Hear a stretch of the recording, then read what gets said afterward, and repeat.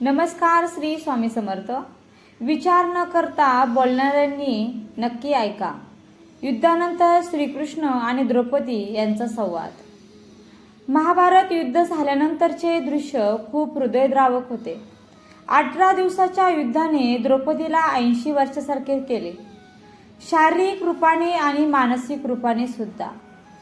शहरामध्ये सगळीकडे विधवा दिसत होत्या, पुरुष एक दुसरे दिसत होते, अनाथ मुलं इकडे तिकडे फिरताना दिसत होती आणि त्या सगळ्यांचीच महाराणी द्रौपदी हस्तिनापूरमध्ये शून्यात नजर लावून बसली होती. तेवढ्यात श्रीकृष्ण तेथे आले. द्रौपदी भगवान श्रीकृष्णांना पाहून त्यांच्याकडे जाते. श्रीकृष्ण तिच्या डोक्यावर हात ठेवतात आणि तिला मनसोक्त रडू देतात. थोड्या वेळाने तिला समोर बसवतात. तेव्हा द्रौपदी श्रीकृष्णांना म्हणते, हे सगळं काय झालं? असा तर मी विचार सुद्धा केला नव्हता. तेव्हा भगवान श्रीकृष्ण म्हणतात, नियती खूप क्रूर असते पांचाली. ती आपल्या विचार करण्यानुसार चालत नाही. ती आपल्या कर्मांना परिमाणामध्ये बदलते. तुला प्रतिशोध घ्यायचा होता आणि तू त्यामध्ये सफलही झालीस. द्रौपदी, तुझा प्रतिशोध आता पूर्ण झाला. फक्त दुर्योधन आणि दुःशासनच नाही, तर सगळेच कौरव नष्ट झाले. तुला तर आनंद वाटला पाहिजे. तेव्हा द्रौपदी म्हणाली, तुम्ही माझ्या जखमा बऱ्या करायला आले आहे की त्याच्यावर मीठ चोळायला? तेव्हा भगवान श्रीकृष्ण म्हणाले, नाही द्रौपदी, मी तर तुला वास्तविकता दाखवण्यासाठी आलो आहे. आपल्या कर्माच्या परिणामांना आपण दूरपर्यंत पाहू शकत नाही आणि जेव्हा ते समोर येतात तेव्हा आपल्या हातामध्ये काहीही शिल्लक नसतं. तेव्हा द्रौपदी म्हणाली की या युद्धासाठी मी एकटीच जबाबदार आहे का? तेव्हा श्रीकृष्ण म्हणाले, नाही द्रौपदी, तू स्वतःला इतकं महत्त्वपूर्ण समजू नको.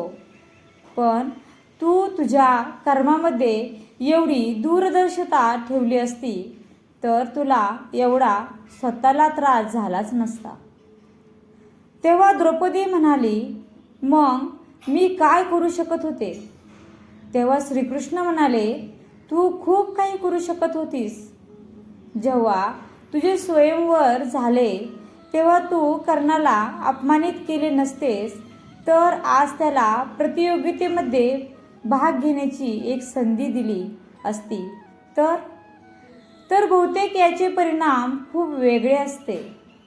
त्यानंतर कुंतीने जेव्हा तुला 5 पतींची पत्नी बनण्याचा आदेश दिला तेव्हा त्याचा तू स्वीकार केला नसतास तर परिणाम खूप वेगळे असते. त्यानंतर तू तुझ्या महालामध्ये दुर्योधनाचा अपमान केला की आंधळ्याचा पुत्र आंधळाच असतो असे म्हटले नसते तर तुझे शीलहरण झाले नसते. तेव्हाही बहुतेक परिस्थिती खूप वेगळी असते. आपले शब्दसुद्धा आपले कर्म असतात आणि आपल्याला आपला प्रत्येक शब्द बोलण्यापूर्वी विचार करणे खूप गरजेचे असते. नाहीतर त्याचे दुष्परिणाम फक्त स्वतःलाच नाही तर संपूर्ण कुटुंबालाच दुःखी करतात. या जगामध्ये माणूसच असा एकमेव प्राणी आहे ज्याचं विष त्याच्या दातामध्ये नाही तर शब्दामध्ये आहे. त्यामुळे शब्दाचा वापर विचार करून करावा. अशा शब्दांचा वापर करा ज्यामुळे कोणाच्याही भावना दुखावणार नाही. मरणाऱ्या कर्णाजवळ द्रौपदी कशासाठी गेली? सूर्यपुत्र कर्ण महाभारताचे एक खास व्यक्तिमत्व होते. कर्णाला फक्त त्याच्या पराक्रमामुळे नाही तर कर्णाच्या दानशूरतेमुळे आजही ओळखलं जातं. असं मानलं जातं की त्याच्यापेक्षा मोठा दानवीर कोणीही नव्हता. भगवान श्रीकृष्ण सुद्धा कर्णाला सगळ्यात मोठा दानवीर मानत होते.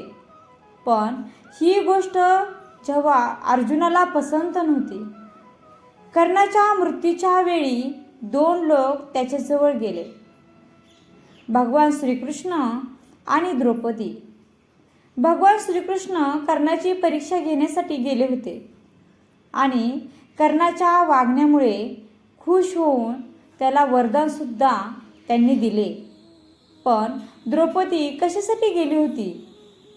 युद्धभूमीवर जेव्हा कर्ण जखमी होऊन आपल्या मृत्यूची वाट पाहत होता, त्यावेळी अर्जुनाने भगवान श्रीकृष्णांना म्हटले, तुमचा दानवीर कर्ण असह्य होऊन मृत्यूची वाट पाहत आहे. यावर भगवान श्रीकृष्ण म्हणाले, कर्णाला त्याचे शौर्य आणि दानशूर होण्यामुळे नेहमी ओळखले जाईल. यावर अर्जुन म्हणाला, कर्ण सगळ्यात मोठा दानवीर कसा होऊ शकतो?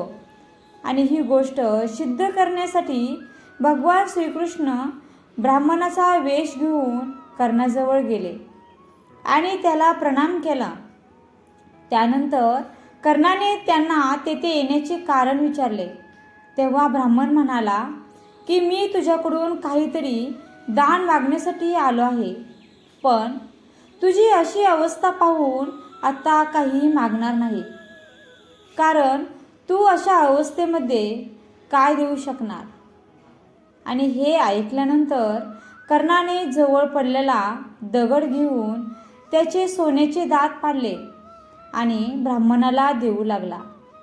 हे पाहून भगवान श्रीकृष्ण त्यांच्या खऱ्या रूपामध्ये आले आणि त्यांनी कर्णाला वरदान मागायला सांगितले. तर कर्णाने 3 वरदान मागितले. त्यातले पहिलं वरदान यामध्ये कर्णाने त्याच्याबरोबर झालेल्या अन्यायाची आठवण काढून पुढच्या जन्मामध्ये भगवान श्रीकृष्णांनी त्यांच्यासारख्या लोकांचे कल्याण करावे असे सांगितले. दुसऱ्या वरदानामध्ये भगवान श्रीकृष्णांचा जन्म त्यांच्या राज्यामध्ये घ्यायला सांगितला.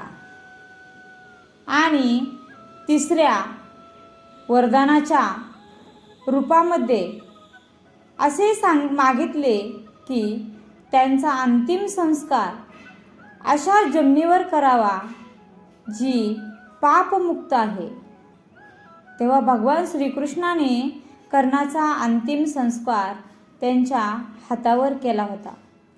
पण जेव्हा द्रौपदीला कर्णाच्या मृत्यूची बातमी कळाली, त्यावेळी ती बेशुद्ध पडली आणि शुद्धीवरती आली. तेव्हा ती पळतच युद्धभूमीवरती कर्णाजवळ पोचली आणि जोरजोरात रडू लागले. त्यानंतर तिने कर्णाच्या केलेल्या अपमानाबद्दल कर्णाची क्षमा मागितली. तिला खूप पश्चाताप होत होता की तिने का स्वयंवरामध्ये कर्णासारख्या महान योद्ध्याचा अपमान केला. धन्यवाद. श्री स्वामी समर्थ. जय श्री कृष्ण. माहिती आवडली असेल तर व्हिडिओला लाईक, शेअर आणि सबस्क्राईब करायला विसरू नका.